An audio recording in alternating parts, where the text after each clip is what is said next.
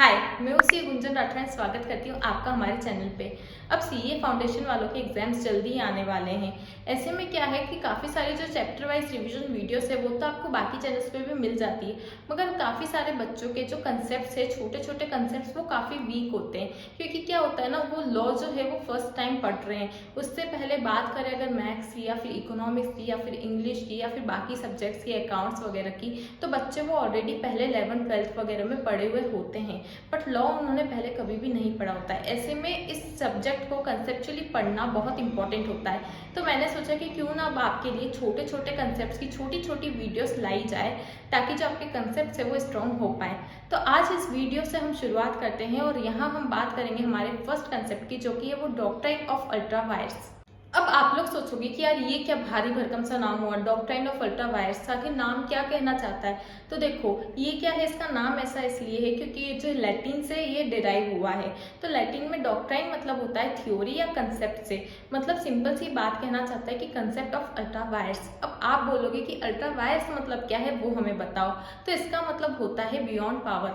मतलब कि सिंपल सी बात है, ये जो कंसेप्ट ऑफ अल्ट्रा वायर्स से, डॉक्ट्राइन ऑफ अल्ट्रा वायर्स से, ये आपको ये कहना चाहता है कि कोई भी ऐसे एक्ट्स जो कि बियॉन्ड पावर जो करे जाए वो वॉइड होते हैं। नहीं आया हमें समझ में, राइट? अभी तक नहीं आया हमें समझ के में कि आखिर ये क्या बोला जा रहा है। तो चलो देखो, एक एग्जांपल बताती हूँ। आपको पता होगा कि मोदी जी ने 2016 में डिमोनेटाइजेशन के लिए जो एक डिक्लेयर किया कि मित्रों, आज से रात के 12 बजे से 500 और 1000 के जो नोट्स है वो बंद होने वाले हैं। राइट? याद आया कुछ? है ना, करा था ना मोदी जी ने ऐसा अनाउंसमेंट कि भाइयों और बहनों अब ऐसा होने वाला है। और काफ़ी जो भाई बहन है वो तो डर ही गए थे कि भाई अब क्या करेंगे। बैंक्स में जो लंबी लंबी लाइनें वगैरह सब लग गई थी, वो सब हुआ था 2016 में। तो हुआ क्या था कि उस दिन से जो 500 और 1000 के जो नोट्स है, उन्होंने अपना पावर है वो खो दिया था। राइट?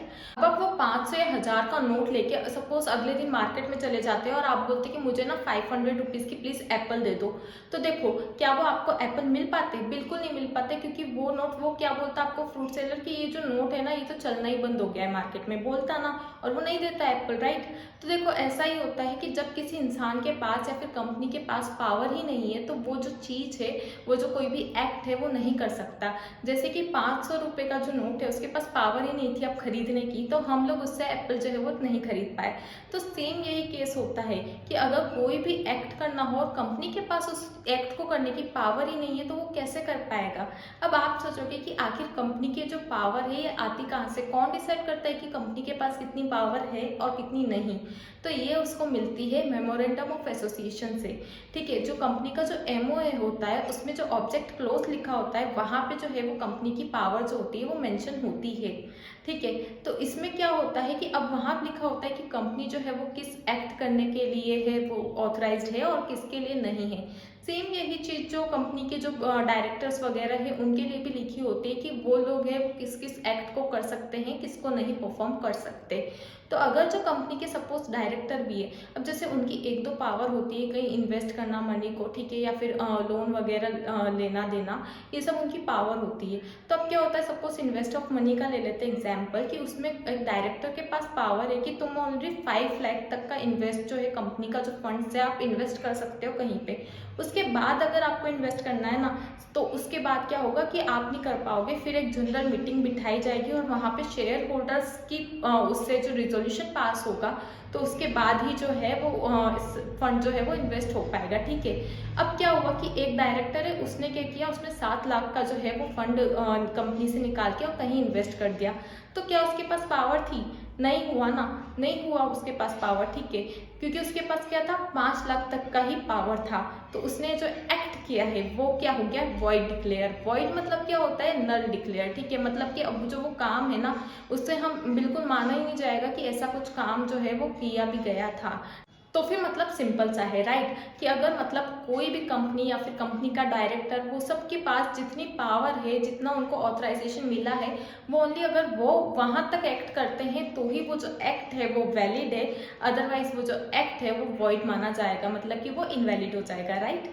अब देखो एक और चीज होती है, जो अल्ट्रा वाइज ट्रांजेक्शन होते हैं ना, उनके लिए ना तो कंपनी किसी को सू कर सकती है और ना ही कोई कंपनी को सू कर सकता है। इसका मतलब क्या होता है, देखो सू मतलब होता है मुकदमा करना, ठीक है, केस करना। मतलब कि सपोज अल्ट्रा वाइज का कोई ट्रांजेक्शन है, उसमें किसी का कोई फ्रॉड हो जाता है और वो चाहे कि अब मैं ना कंपनी पे मुकदमा करूं, तो वो नहीं कर पाएगा। क्यों? क्योंकि देखो वो ट्रांजेक्शन जब था वो तो वैसे ही वैलिड नहीं था, है ना, वो तो वॉइड था। तब उसके लिए कोई भी कंपनी पे केस कैसे कर सकता है, ठीक है। कंपनी पे केस करने के लिए कोई भी वैलिड ट्रांजैक्शन तो होना चाहिए। अब आप बोलोगे कि यार देखो कंपनी के पास पावर नहीं थी, तो इसमें सामने वाले की, बेचारे सामने वाले की क्या गलती है, उसको थोड़ी ना पता था। तो इसीलिए जो हमारे जो कंपनी लॉ में चीज साफ लिखी गई है कि अगर आप कंपनी के साथ डील कर रहे हो तो आप एटलीस्ट उसका एमओए पढ़ के ये चीज देखो तो सही कि उसके पास वो जो ट्रांजेक्शन है उसको करने की पावर भी है कि नहीं है। कंपनी एक्ट 2013 में ये साफ कहा गया है कि एमओए जो होता है ना वो पब्लिक डॉक्यूमेंट होता है, मतलब कि it is open for public inspection, आप लोग उसका इंस्पेक्शन कर सकते हो। तो आप एटलीस्ट ये चीज मत बोलो कि जिस भी कंपनी के साथ आपने डील किया है आपको पता ही नहीं था कि उसके पास कितनी पावर है या फिर कितनी नहीं है, ठीक है। वो तो पब्लिक डॉक्यूमेंट था ना, आप भी चेक कर लेते, आपको मना तो करा नहीं गया था, राइट। तो आपने चेक नहीं किया और आप फिर भी आप कंपनी के साथ आपने कोई भी ट्रांजेक्शन परफॉर्म कर लिया, और अब अगर आपके साथ कोई फ्रॉड वगैरह हो गया, अब आप आ रहे हो कोर्ट में, तो देखो वो जो ट्रांजेक्शन था वो तो वैलिड ही नहीं है। अब कोर्ट क्यों उस पर अपना समय बर्बाद करेगा।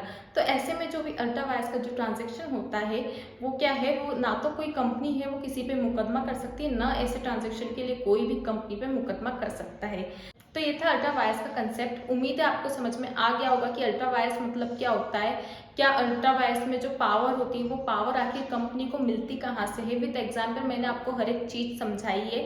अगर वीडियो पसंद आई हो तो लाइक करिएगा, और साथ ही आप देखो हमारे चैनल पे जो काफ़ी सारे कंसेप्ट की वीडियो आने वाली है, इसलिए चैनल को प्लीज़ सब्सक्राइब करके रख लो। चलो मिलते हैं अगली वीडियो में, बाय बाय।